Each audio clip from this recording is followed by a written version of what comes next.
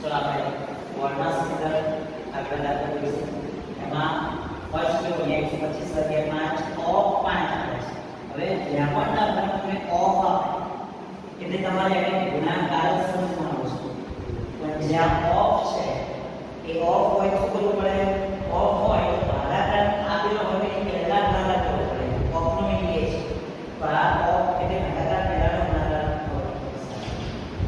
125 / 5 હવે ઓફ એટલે ગુણાકાર 5 ના 5. ચલો 125 ભાગ્યા 5 / 25 કારણ કે ભાગાકારની પહેલા ભાગાકાર તો એમાં ઓફ વાળું છે. એટલે 125 નીચે ભાગાકારમાં 25 અહીંયા શું થશે? ડાયરેક્ટ ગુણાકાર છે. આ ભાગુ સવાલ આવશે એટલે ભાગાકાર પછીનો ગુણાકાર આને કહેવાય. ગુણાકાર ડાયરેક્ટ આપો એટલે ભાગાકાર પછી કરવાનો. એટલે આ આપણે ગુણાકાર કરીશું આપણે 125 / 5 ગુણ્યા 5.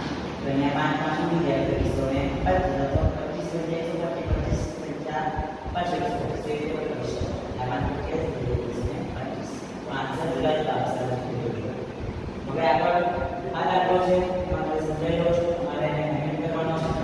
ચલો અહીંયા સૌથી પહેલા જો આ ઓફ એટલે તમારે ગુણાકાર સમજી લેવાનો. પછી શું આપું છે? તો જે વસ્તુ અહીંયા કૌંસ છે કૌંસમાં આપણે વત્તા અલગ તો માઈનસ વાળા અલગ હોય તો બરાબર એમની પ્લસ. તો આ જે પદ છે બરાબર અહીંયા નાનું સવાલમાં લગાવવાનું છે બરાબર. અને છેલ્લે 5 નાનું સવાલ લગાવો પછી અહીંયા ગુણાકાર કરો અને છેલ્લે આ વેક્ટર ગુણાકાર કરો.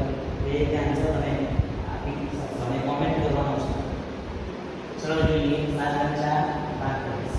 હવે 32 છે ઓફ એટલે ગુણાકાર. સૌથી પહેલા આપણે અંદરનું આપીશું 8 × 4 = 4 બાકીની 5 પ્લસ અંદર ચાલે 45 માઈનસ અહીંયા 14 છે દિવાળીવાળા ગુણ્યા સાચો 28 ભાગ્યા 28 પ્લસ 5. એટલે આગળના 35 દિવાળીવાળા આગળનો સરવાળો કેટલો થશે?